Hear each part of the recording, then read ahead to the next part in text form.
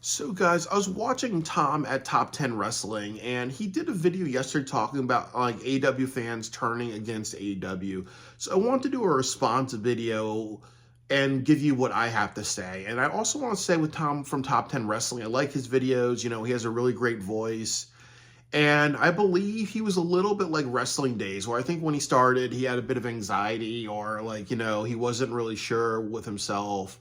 And then he kind of developed like confidence over time, really. So I'm happy with all of his success, really. I also like just like with Jim Cornette, I really love his graphics. And I also like that he does like a lot of top 10 type of stuff, really, because, sometimes people will give like long videos and they'll just say like, we're going to list all these reasons, but when you do a top 10 or something like that, that's good. And then the other thing about him that I really respect is that he talks about a lot of things that people don't really talk about. Like he talked about some issues in TNA wrestling, some issues during like the classic TNA era, and he talks a little bit about like things with AEW and other companies. So he's definitely, he covers like a wide range of things, so I really appreciate that. So I kind of wanted to add my reasons on why fans are turning off from AEW, revolving around the Moxley Death Riders faction. So my first reason is it's repetitive, because like you see that a lot in AEW.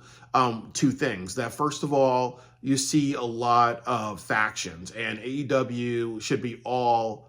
One of the reasons why they call it all elite wrestling is because they have their elite four. They have it should be all faction wrestling, really, because since the start of AEW, you always had a faction. You had the Jericho Appreciation Society, you had the elite, and then you also have the Don Callis family, and over time you've had like almost everybody be part of the faction. Like I think a majority of the wrestlers on the roster was always like a faction of people, really. So it just gets to a point where what, there should be wrestlers that are champions, and there should be people at the top of the company that are not part of factions, really. Or even look like at Will Ospreay. He's not part of a faction now. Now he and Kenny Omega are teamed.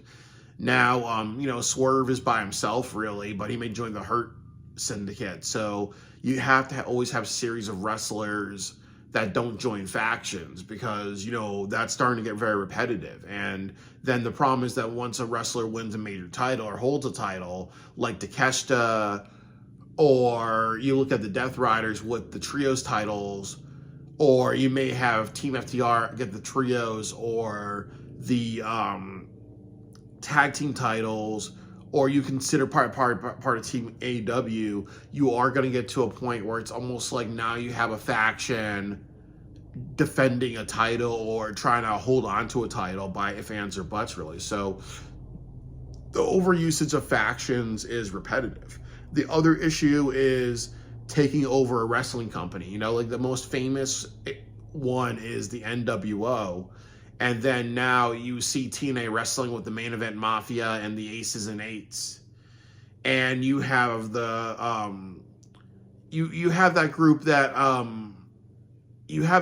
Triple H did in WWE,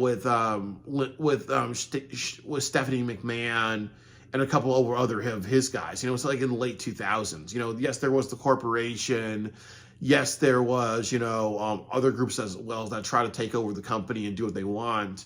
Or La Familia with Edge and a few other people, with Vicky Guerrero taking over SmackDown. So there is a lot of that in professional wrestling, of wrestlers taking over companies. Like I said, with AEW, you had the Jericho Appreciation Society. Now you have the Learning Tree trying to do that with Ring of Honor. Now you have a group of people or a tag team with Athena taking over Ring of Honor. You have the Don Callis family try to do that. You just had the Elite. Now you're moving on to the Moxley faction. So honestly, like I've said, that you need to make a group of people that can be lone wolves, and also some baby faces that can be lone wolves, and heels that can be lone wolves, really. So that way you don't always rely on factions. Or you need to say something like, okay, you know what, maybe for a year there's no factions in AEW. Or you say something like, okay, well, factions are going to be part of Ring of Honor, but it's not going to be part of the championship picture. But you can't over-rely on factions. You can't over-rely on a faction that wants to take over AEW, because if you do that all the time, really, it doesn't become special. And what you did in AEW with the Moxley faction is that you went from the Elite being the villain taking over AEW to now it's really the Don Callis family, and it's now really the Don Callis family, the Christian family, and now it's also the Death Riders. So now you have like 3 factions right now that want to take things over. So it's starting to become repetitive. It's not the only story that you can kind of tell in professional wrestling, and that's kind of what's hurting AEW, is that they repeat that repetitiveness. The next thing is that they have the wrong champion. Like, Moxley is a good title holder, and I really appreciate, when the company went to hell with CM Punk, fucking things up, Moxley became the champion, and then his job was to kind of hold the title and get MJF ready, and MJF was a great champion until he had that thing with Adam Cole, really. So, but right now, Moxley is not in a good story. There are a bunch of problems, how he articulates himself. Nobody's really being built from this, and nobody's actually getting over in a big way. And honestly, as I said, he sounds like a poor man's Bray Wyatt. So, he doesn't have a good story. He doesn't have a clear motivation, and he doesn't also have a clear direction. Like last week when he was trying to duct tape the mouths of the Rock and Roll Express. Now this week, he's working with Chris Jericho when he's saying, his goal is not to work with people or to be against people that are holding power that shouldn't be holding power, like Chris Jericho. Obviously, how are you going to build new young talent when you have Chris Jericho taking over Ring of Honor, really? Unless you do something at a tag team match where, you switch people around and you create some heels, maybe in the Outrunners and maybe in Hobbs, or maybe in Big Cash, there's and then he creates a Ring of Honor chapter. There's stuff that you can kind of do with that. So he's not the right champion. And then also Bryan Danielson wasn't the right champion, because a lot of people were saying, I think it was Top 10 Wrestling and JD from New York, and even I was saying that what they should have done was Swerve versus Adam Page at Double or Nothing, no, at All In, because really the only reason why they gave it to Bryan Danielson was that because he was going to retire from a full-time wrestler, he may never wrestle again. So they just wanted to really just do something nice for him, be like, okay, we're going to make you a champion for a month, really. But the problem is he was a bad champion, because obviously if it led to Moxley in that direction and Bryan Danielson saying something like, okay, I want Moxley to take the title, he's part of that big detriment. And then honestly, you should not be a champion for a short amount of time with no direction, really. Really, Bryan Danielson was just, he was just a fast food champion. He was just there to do it for, a month, really. So that way, he can get surgery and whatever, really. It was really for, to give him a nice send-off before his surgery and other types of time off, really. So you also had a wrong champion in Bryan Danielson. And then what I've said about Darby in another video, he's climbing Mount Everest. He's a small body person. We're actually kind of waiting for his vacation to end, really. So, once he comes back from Mount Everest, that's probably going to be in the spring, Double or Nothing time, early summer, or that's going to be at All In. And that's not actually, good, because, we're waiting for his championship reign to end. People are going to actually resent him and be like, oh, we're waiting for you to come back from your vacation. Oh, you're just like MJF, who went off to Hollywood and did the backstage promo. There's a lot of people on the AEW roster that want to do what they want to do, really. And then they take away from other areas. Or it kind of reminds me of what happened in WWE. There were a lot of female wrestlers that were being built strongly. They became champion, and then they became pregnant, and then they had dropped their titles. So it really shows a pattern of Tony kind of cares more about the wrestlers' vacations and other things like that, and the fans having to wait and whatever, instead of just saying, okay, Darby isn't the right champion. Since he's doing all this, since that's so important to him, let's give it to Hobbs. Let's give it to Samoa Joe. Let's give it to Eddie Kingston. Let's kind of not wait for Darby. Let's give it to somebody else. And like I said with Hobbs, really, that you can make him the champion this year. Maybe not at the Cincinnati show. You can kind of build a story, and then you can have him become champion if you do it at All In or something, or another like really, really big event. Really, there's something that you can do with Hobbs, and he should be the guy this year. You shouldn't be just waiting for Darby. And like I've said, that there are a bunch of people that would make better champions. Ospreay, he's the most over guy in the company. Swerve, he's very over. We've not seen Moxley versus Swerve.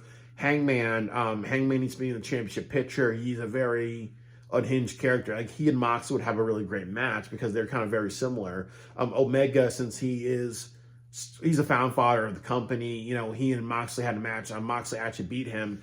Omega is a legitimate champion. And then I also would say even Mark Briscoe, because Mark Briscoe is a Ring of Honor champion. Mark Briscoe has a really big heart. He has a really big family. You can kind of have like an underdog type of story, really. I think I probably would talk about this a lot more with Mark Briscoe. I think I should do a video about that. But Mark Briscoe could be a really great champion. And he's also been the ROH champion. So one of the big benefits is you're saying, hey, he was acquired during ROH. Now we're taking an ROH person who was acquired, and now we're going to make him in the championship picture. And he's kind of wrestled all types of matches, and he's kind of been like, he was also big MVP for last year, really. So you can kind of do something. You can do a lot of things with Mark Briscoe. You have Samoa Joe, who's been a former champion, and he's also somebody who can fight off multiple people. So there's a lot. There's a lot of people that could be better options for Darby, or better options than waiting for Darby to take the title off of Moxley. And then another big issue is the wrong baby faces. You have Jeff Jarrett, because he wants to go after the championship. Jeff Jarrett is like too old, and like I said, he has a lot of backstage pull, so it makes it look like backstage politics. You have Orange Cassidy, Mr. Comedy Kicks, Mr. I can't take things seriously, Mr. I can't change my character to an angry, hard-hitting, passionate. Like, if he kind of had that type of thing that Dan Garcia is doing, I think it would translate better with a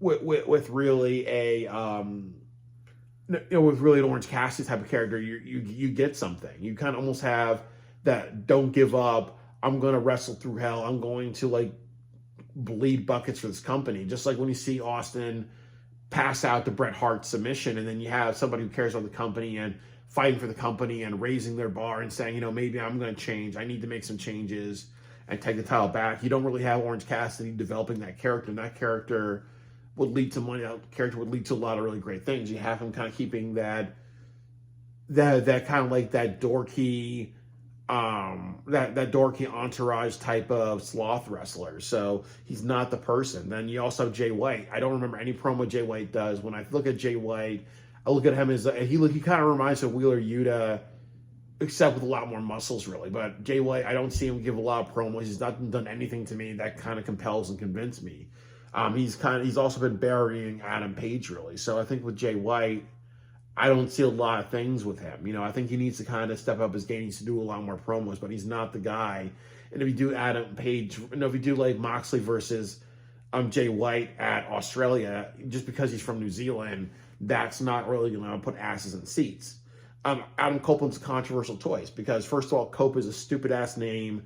If you have a former WWE person, oh, well, this reminds me of TNA Wrestling when they kind of forced a lot of WWE people to hold the title, really. You have Private Party going after the tag team titles. They've been shoehorned, but they are more legitimate than the Dark Order, who is a dorky comedy angle. Like, they're kind of like the Team Rocket of AEW. And then you also have Hobbs. Like, Hobbs is the wrong babyface right now, and that is right to say because he needs a story, he needs a build. But the problem is that, we don't know what's going to happen. He's on the right path. He needs to matter every single month. He needs to be a champion this year. He needs all those things, really. Or he needs major matches. Like, you need to do him versus Lashley at All In and then have Hobbs win, really, and become a megastar. But the problem with Hobbs is that AEW's shown a pattern of, okay, well, Hobbs is going to disappear for a couple of months, or he's going to be exactly like Wardlow, or we're going to have Hobbs wrestle Takeshita, and he's going to be international picture. We're gonna have Hobbs wrestle Daniel Garcia, or we're gonna have Hobbs wrestle Commander. We like I've said, there's only two options. There's three options for Hobbs. You put him in the Hurt Syndicate, and he wrestles for you put him in the Hurt Syndicate, and he wrestles Bobby Lashley, and you set up that match.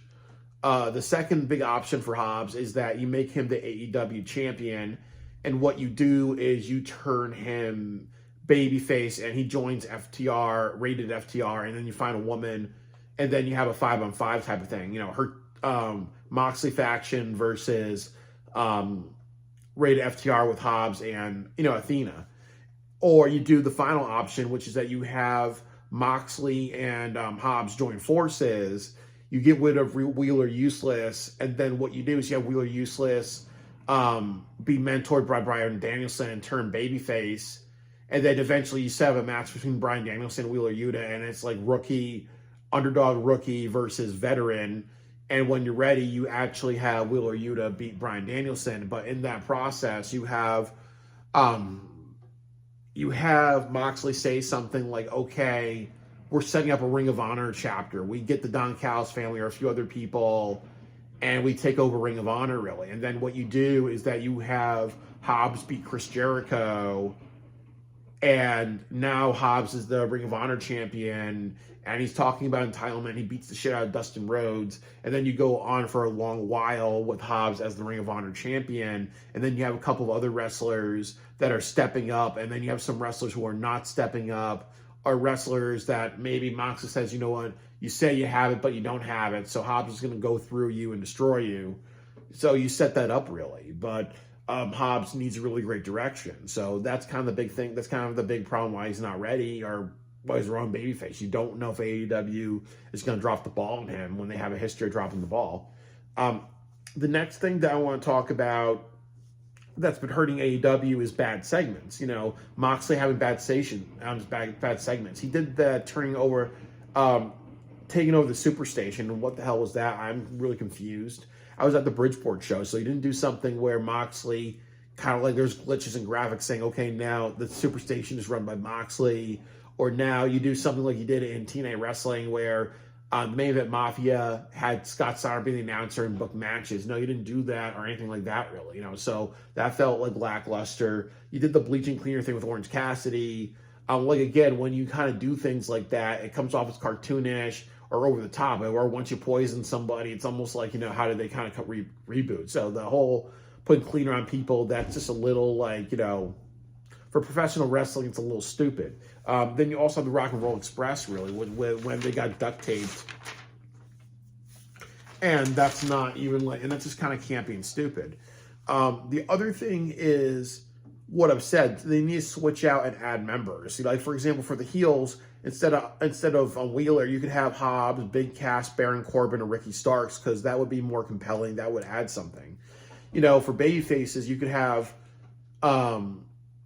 Private Party and Orange Cassidy taken out of the faction, and then you can have Baron Corbin, Ricky Starks, Matt Cardona, Powerhouse Hobbs. You can also even have the Von Erichs, because the Von Erichs just signed with AEW. Or you can kind of take some people who have been released from WWE. I think there's Swerve Strickland has somebody who's a friend of his that may join WWE, that may join AEW. If David Finlay wants to get out of New Japan and he can talk and he can go, really, you can have that as well, really. But you're not seeing, legitimate babyfaces. You have to have people that look like they can win a fight. You have to have people who are former champions. You have people who are not corny and dorky. You should not have Private Party because they lose too much. You should not have Orange Cassidy because he's a dork. And you should not have the Dark Order because they are kind of like the dorks of AEW. The other issue is nobody's being elevated. You have Wheeler Useless. You have Marina Shafir, who should be facing Chris Statlander, or Tony Storm, or Willow Nightingale, and then you actually do something where she's fighting for a championship or the women's championship, or even you do something like switch her out for Mercedes, or you do something like you have her take the title off of Athena, and then you kind of make her a big deal, really, with Marina Shafir. The other issue is Claudio, because Claudio's a strongman wrestler, but he's kind of been like a henchman and a lackey for the Moxley faction. What would happen if you actually made him the or you do something like you make him like the leader of the group, or you do something where Moxley loses, and then you have Claudio get it from Hobbs or another wrestler, or you do something where Claudio,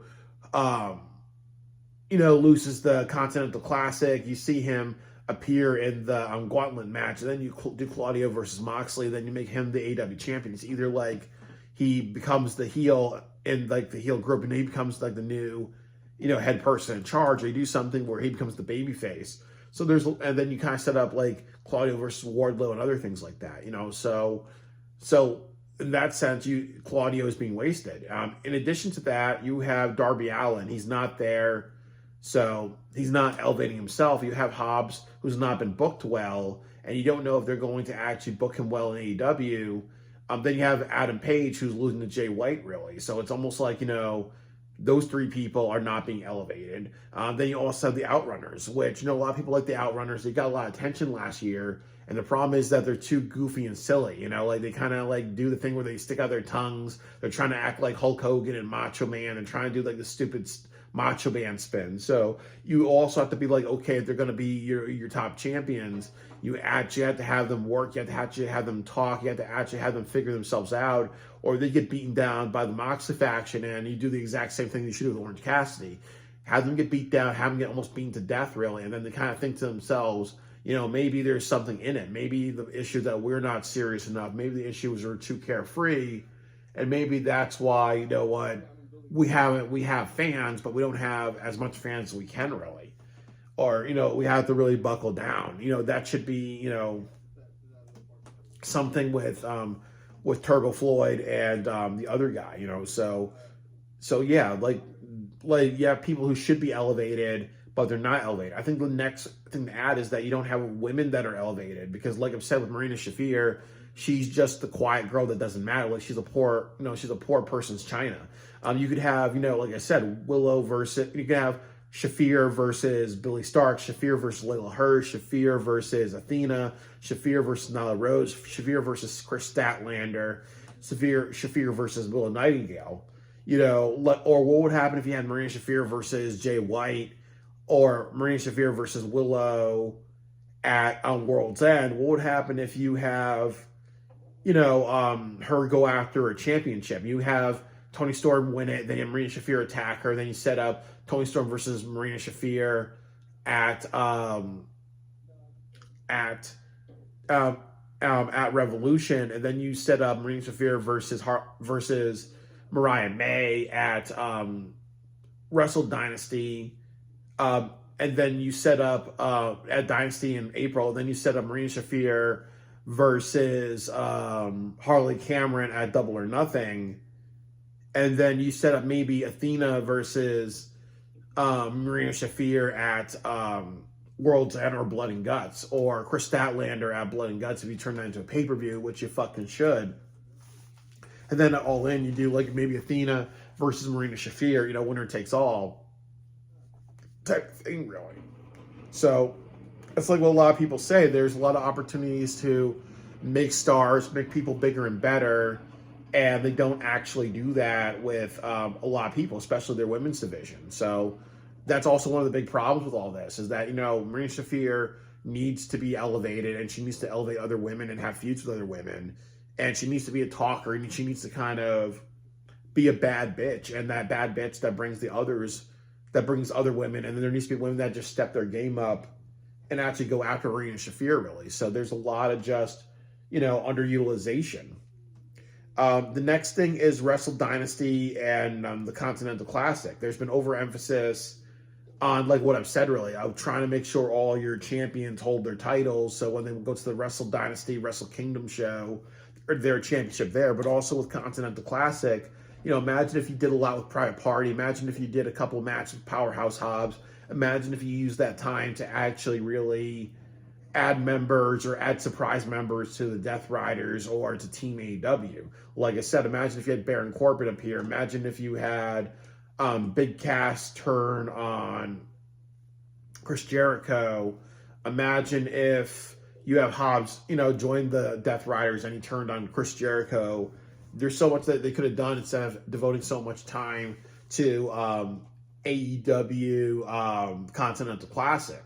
It was a way for them to have a lot of dream matches, but it was not a way for them to kind of focus on, their main story really. So, and then also, like I said, if you want to focus on Japanese shows or other shows that most of your audience are not really going to watch, really, that's really stupid. And like I've said about Supercard, about Final Battle, if I'm saying the name of the show right, they should have had a few Continental Classic matches on the roster. You should have had Kyle Fletcher versus Mark Briscoe, or Kyle Fletcher and a few other people who have been on Ring of Honor for a while have like a match. Or you can even throw in an Ospreay match or another type of match to really kind of sell it. But that way you take matches off of television, and that way you kind of say, okay, it's part of that show really, and then you put like other things on television regarding the Death Riders, regarding like Team AEW, and then you make it flow better really. But if you overemphasize the Continental Classic and the Japanese shows, which is putting over another promotion, which is also just, not utilizing people like Kenny Omega, who should be, AEW first, he should have been at World's End really. It really shows that they do have an issue of saying, okay, our tournaments matter, overemphasizing tournaments, then the storytelling that we need to do to make things make sense, to make new stars, to elevate people. We put too much tension in our tournaments. We also put too much tension in international shows. Because like I said, nobody cares that Eddie Kingston last year had 3 championships. Nobody cares that the CEO has 4 championships or 3 championships. Nobody really cares. So if you overemphasize other shows, you're not.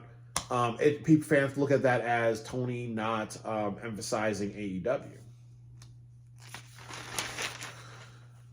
So, there's a lot more talking points, but I can go all the live long day really, but definitely there's a lot of reasons why the Death Rider faction has been turning like people away from AEW. And I really just think that I cover a lot of reasons as well, really. I think that there's a lot of things they have to do to pivot. There's a lot of things to say, okay, if this is what we want to do, we have to make a bunch of goals. We have to make this make sense. We have to have some twists and turns to revitalize this thing. And I think that I should do a video, maybe top 10 reasons or top 10 ways for the Death Rider faction to actually have some vitality, really. So, again, it really needs to end, and they really need to pivot and do something new, and end it by Revolution, the latest.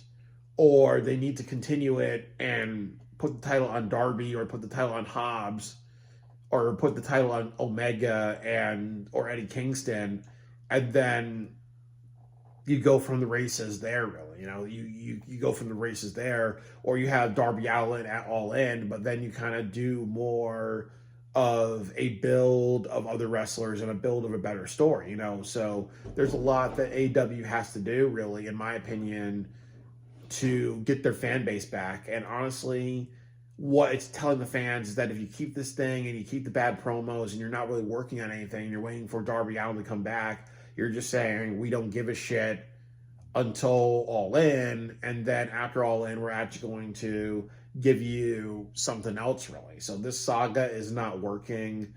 Fix it, and look at the criticisms, and also look at all the criticisms, and tell yourself, you know what? It's not, there's lessons in what everybody is saying. Even in my videos, I'm not putting down AEW, because if I didn't care about AEW, I would not watch in the first place, motherfuckers. And then the other thing too is that with everything that I say, I always give a positive suggestion on how things should be better, really. So, I care about AEW and Top 10, and other people do. Even JD from New York, or even Jim Cornette, really, because if we actually are giving you constructive criticism, we're saying, okay, this works and this doesn't work. We care about AEW. We just expect them to do better, and also say that, hey, Tony, you need help, and that's why we're actually investing time in saying something. And Top 10 Wrestling is also that way well. So in 30 minutes, I really, really explained to you, my side of more reasons why the Moxley faction has killed ratings and AEW needs to pivot, or they actually need to keep things going and make things a lot better with the Moxley faction.